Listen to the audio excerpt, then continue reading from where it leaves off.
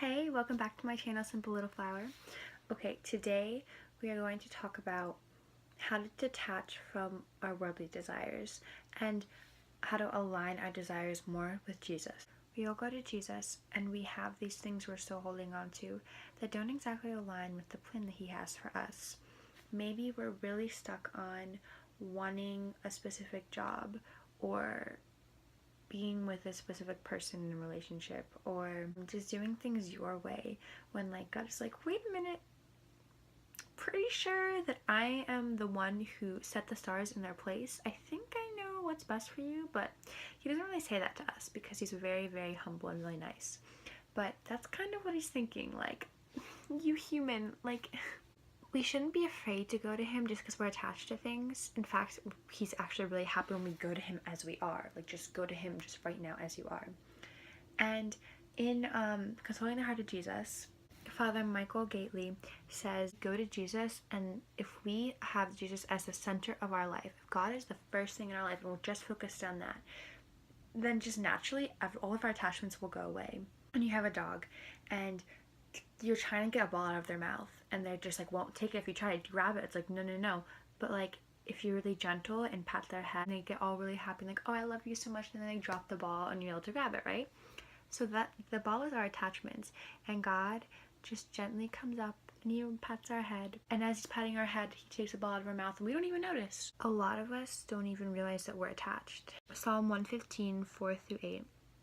Their idols are silver and gold, the work of human hands. They have mouths but do not speak, eyes but do not see. They have ears but do not hear, noses but do not smell. They have hands but do not feel, feet but do not walk. They produce no sound from their throats. Their makers will be like them, and anyone who trusts in them. So that is kind of what we are when we have all our attachments.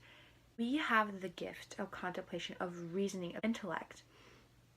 And if we're so attached to the things of this earth, if we're so attached to Netflix, every time we come home we put on a Netflix show, even a specific food that we have to have every day, checking our phones constantly, having your idea, your set idea, this is what you think about, and if anyone tries to broaden your horizon or open you up, they're no, okay, I'm closing that, nope. Those are attachments. And I have them. Everybody has them. So we should try to break those attachments.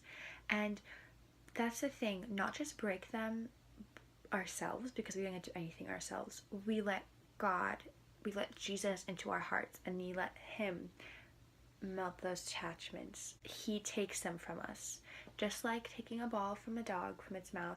And there are many ways that we can break these attachments. I know for me, if I have a specific attachment, maybe I'm on Pinterest too much. I'm whoa, I don't like this anymore. I'm going to stay off it for a week. I'm not going to go on it. And then after a week, I don't really care about it anymore. If I ever do go back to it, it's just real quick. And this is the thing, is you're not doing it for yourself, you're doing it for God. You have to have Him as the reason. Another tip, when you're breaking from these attachments, you have to add something in. You can't just take something out, because then something else is going to fill it. So you're taking out a vice, you want to fill it with a virtue. So if you spend way too much time watching Netflix, maybe be alright, I want to do that right now, but instead I'm going to pray a prayer, or I'm going to go read a spiritual book or read scripture. Any vice that you have, if you struggle with pride, try to take out that and put in humility.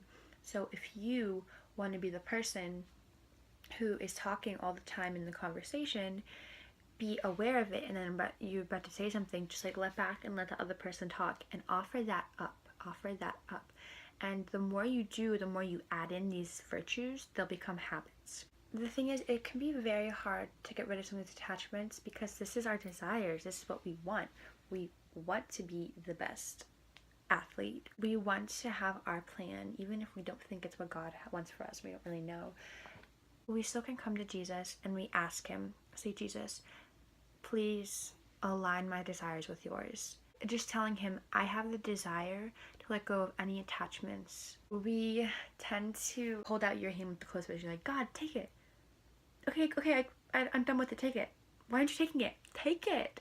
And God is hello. But slowly, if you're focused on Him and you're not focused on running away from these things, but just giving it to him, he'll gently open your hands. Now, there's another thing to this too. We might be like, okay, God, take it. But then all of a sudden we open our hands and we're like, okay, take it. But then when he wants to give grace to sin, we're like, okay, put it back. And he's like, whoa, like, why are you throwing it back at me? I'm trying to give it to you. So you have to kind of just open yourself up and be like, God, take things that don't need to be there, put things in that you want to be there. I am humbly offering myself up to you. And that's not a passive thing. It's not a easy thing. It's simple, but it's not easy. And through prayer and through focusing on Jesus, just focusing how much that he loves you, then yeah, we can do this. You can do this. If you have any questions about how to break free from any attachments, or if you have any specific attachments, or you can say the general thing if you don't want to type in the specific thing. If it's a lot of people ask for this, I can do a video about how to get rid of a certain attachment, like maybe you spend way too much time on your phone. Maybe the schedule that you have every day, like you have to do these things every day. There are ways to break free of these things. And no, I am not a spiritual director. I encourage you to talk to a priest or a spiritual director or someone that's older that you trust, is very strong in their faith, but I can give you advice. I want to bring everyone farther along in their path to holiness. I want to send them far ahead of me in my path of holiness.